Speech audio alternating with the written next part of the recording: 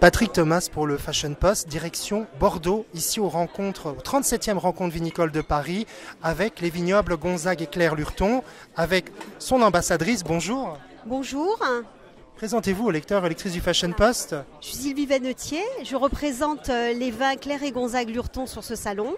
Ce sont des vignerons passionnés qui ont plusieurs propriétés dans le Bordelais. En appellations différentes, on a du Saint-Estèphe, du Pauillac et du Margaux. Ça veut dire que sur la rive de la Gironde, on est sur la gauche, sur la droite? Alors on est dans le Médoc totalement, donc on est dans le Médoc, vraiment au centre du Médoc, puisque après on attaque le Haut-Médoc au-dessus de Saint-Estèphe, donc on est vraiment dans la partie Médoc.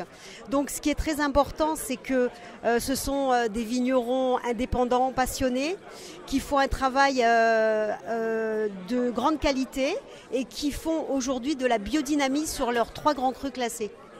Et donc c'est plusieurs domaines familiaux, ils ont repris ces domaines? Non, ce sont des domaines familiaux, ce sont des héritages qu'a eu le couple de Gonzague et Claire. Gonzague a hérité de Durfort-Vivens, un second cru classé à Margaux.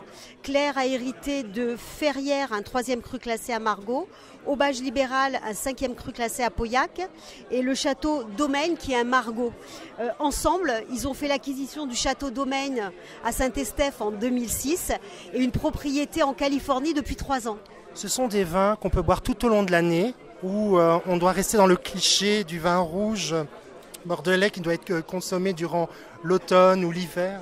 Non, moi je pense que maintenant c'est vraiment démocratisé comme beaucoup de choses, c'est que le vin rouge peut se déguster à tous les moments, en apéritif, avec plusieurs plats. On hésite de le marier avec du poisson, mais ça se marie très bien. Il faut vraiment aller vers la découverte des accords mévins des vins bordelais aujourd'hui.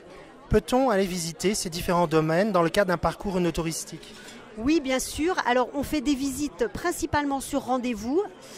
Comme ça nous permet d'accueillir les gens de façon particulière et de s'occuper personnellement de leur faire une visite et une dégustation.